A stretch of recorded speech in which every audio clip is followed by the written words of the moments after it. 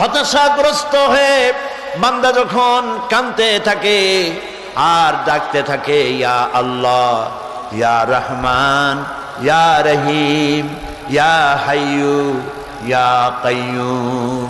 একটুখানি তাহাজ্জুদে ওঠেন, গভীর রাত্রে ঘরের সবাই যখন ঘুমানো, আপনি তখন উঠুন, উজু করে একাকী রুমের ভিতরে ঢুকে তাহাজ্জুদের নামাজ আদায় করে চোখ বন্ধ করে যদি ডাকতে থাকেন মধুর সুরে, ইয়া আল্লাহু, ইয়া রহমানু, ইয়া রহিমু, ইয়া হাইয়ু, ইয়া কাইয়ুম পড়েন, ইয়া আল্লাহু, ইয়া রহমানু, ইয়া রহিমু, ইয়া হাইয়ু, ইয়া কাইয়ুম।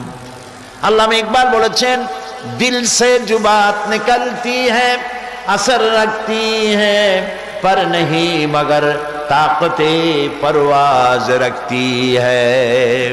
दिल থেকে যে কথা উচ্চারিত হয়, মুখের কথা আর মনের কথা ভিন্ন রকম।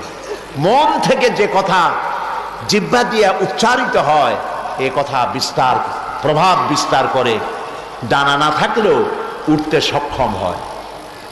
তার মানে হলো বান্দা যখন অন্তর